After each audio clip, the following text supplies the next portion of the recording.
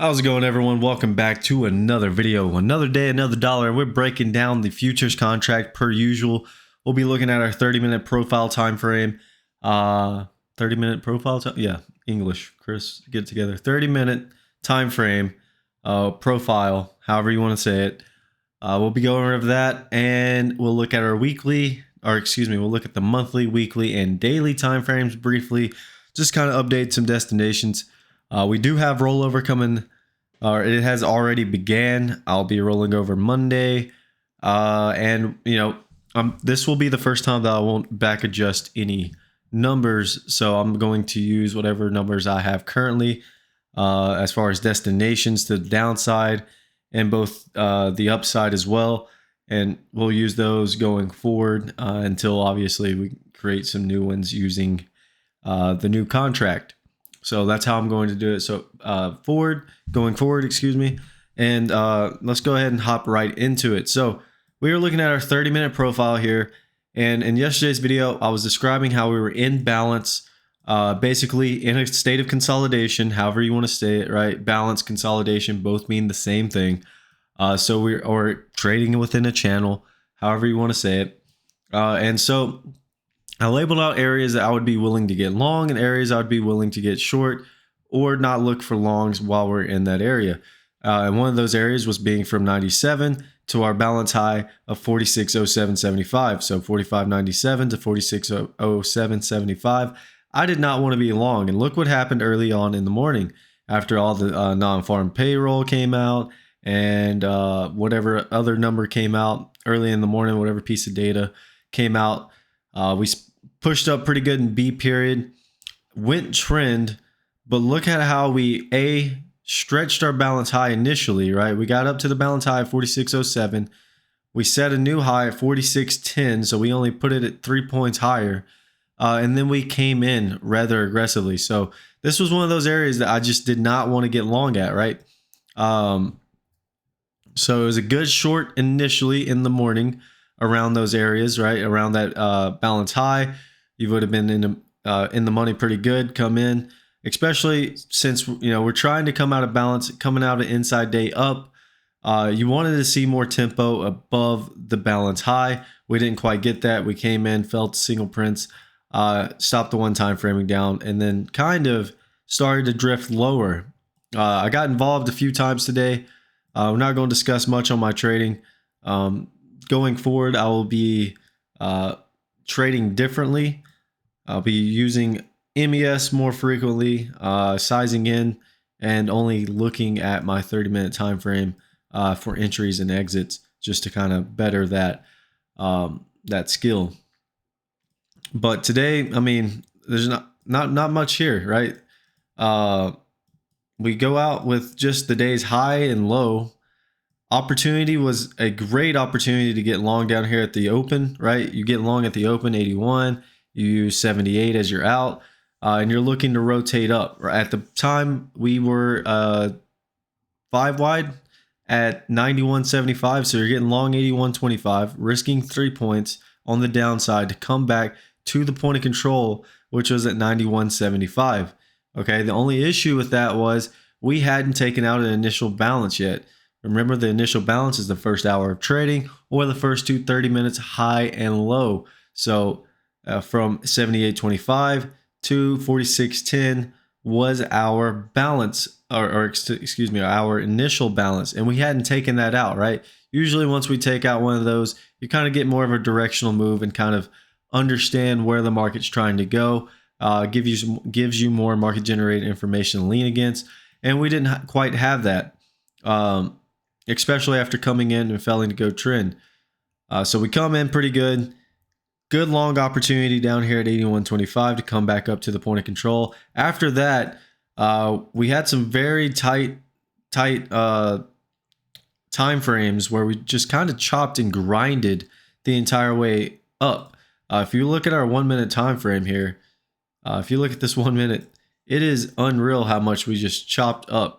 I mean, it was just a slow, once we got above VWAP, it was just a slow grind up.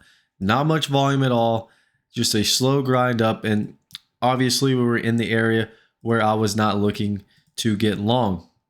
Also in yesterday's video, I was discussing how if we opened below 87 and could not take out the day's low, you would rotate up to that 11Y point of control.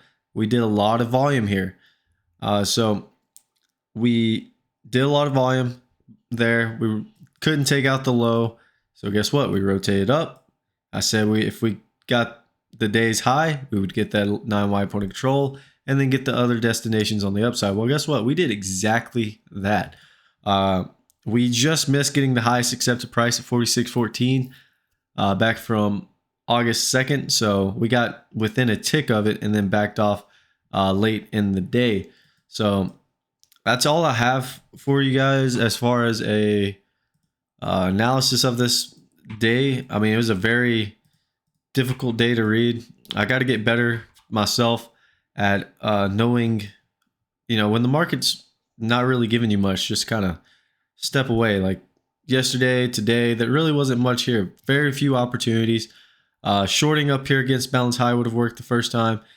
Getting long down here at the open was a good trade the first time. After that, there really wasn't anything to get excited about. It was just a slow, low volume grind to the upside.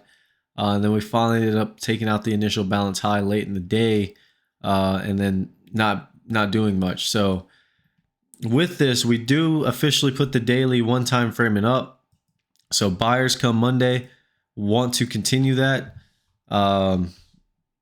Obviously, these numbers are going to be completely different come Monday, but today's low, 45.7825, is the low of day. And like I said, I'm not going to back adjust, so whatever the low of day is on the new contract, I will not be using that. I'll be using this contract. If that makes sense. I'll be using today's low of day. Alrighty. Then we have our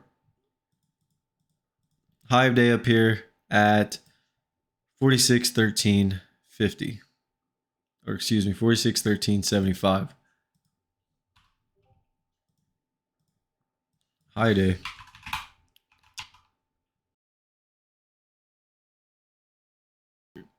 So there you guys have it. Buyers want to continue to one-time frame up by taking out today's high. If we look at our, I did not want to do that. Let's get out of that. If we look at our larger time frames, we'll start with our monthly and break it down on the way down. Monthly is in a balance. Now you could say that the monthly is one time framing up. That's perfectly fine. Nothing wrong with that.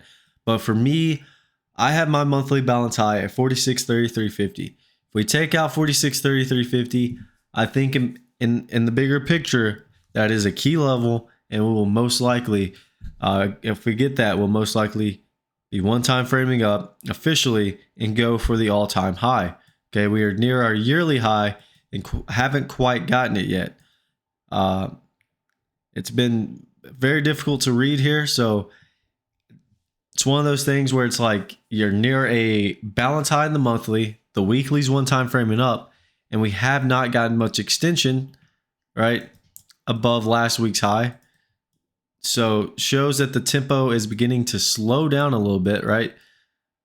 You want to see more extension above a previous time frame's high, and we've just been kind of missing that. I mean, we've been one time framing up several weeks in a row, 1, 2, 3, 4, 5 weeks in a row, and we're just not getting much extension. Look at how close we're getting near that balance high that I have, right?